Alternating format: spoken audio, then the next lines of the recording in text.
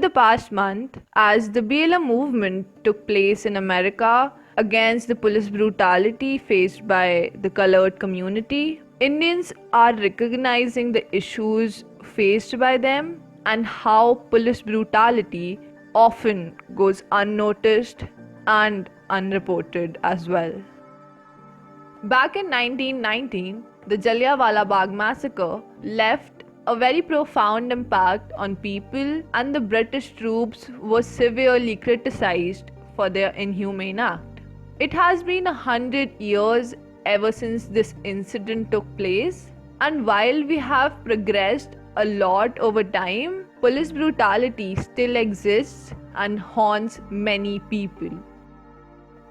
Police brutality isn't a result of one particular factor, but a lot of them. One such contributing factor is the Indian entertainment industry, which has influenced people to believe that police brutality is acceptable.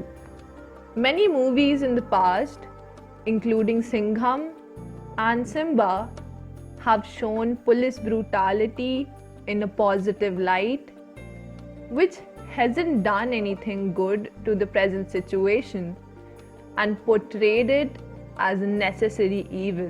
This, in turn, has resulted in the police taking advantage and abusing their power. Over the past years, the cases of police attacking and mistreating the citizens have increased a lot, and the most affected is the lower strata of the society who cannot sought to pay bribes. Let us know your thoughts on this in the comment section below.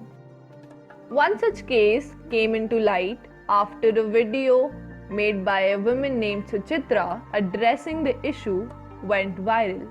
This incident took place recently in Sathankulam, Thoothukudi, and has left people shocked and disturbed. On 19 June, Jairaj and Phoenix were arrested after the police claimed that they kept their shop open after the timings allotted due to the lockdown.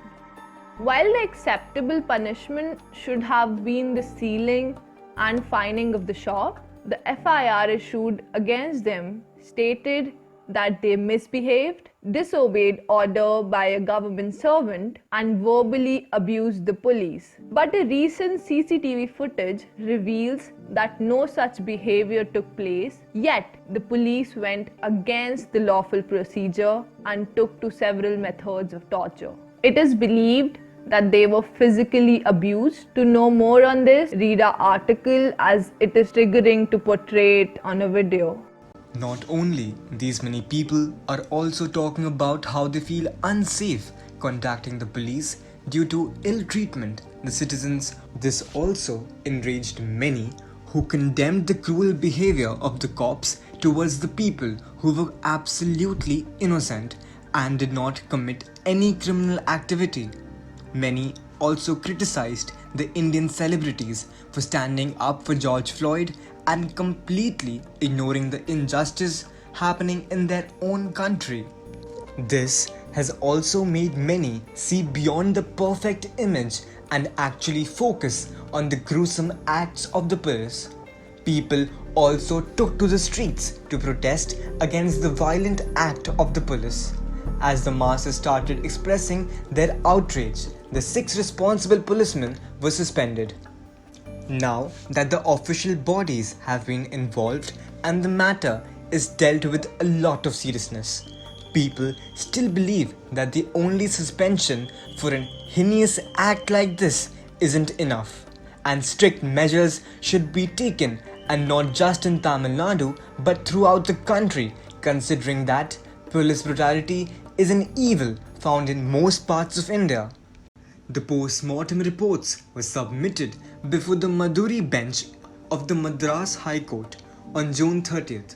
The evidence provided was taken into consideration and was enough to file murder charges against the policemen involved. The court also asked if it might be possible for the Inspector General of Police or Tirunelveli Crime Branch Criminal Investigation Department to continue investigations. It also believed that the Central Bureau of Investigation, or CBI, was taken over the case.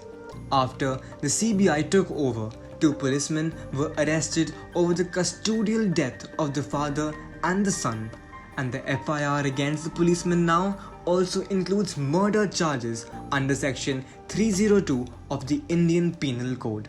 Not only this, but the Tamil Nadu government has also initiated reformatory steps that include behavior therapy. Around 80 policemen have gone off duty and will go under cognitive behavioral therapy. Under this, every policeman's mental health and family background will be studied. It is because oftentimes such ruthless behavior of cops is triggered by their own mental battles, memories of childhood or family problems. DIG Balakrishnan has taken these steps in order to support the mental health of the people working for the civilians and to make them more fit and approachable for the people. He also says these 80 police officers were added to the list due to the following factors: impatient response, anger management issues, verbal abuse, and use of force. This case has made us see the dehumanizing face of police brutality and how innocent people have to pay the price.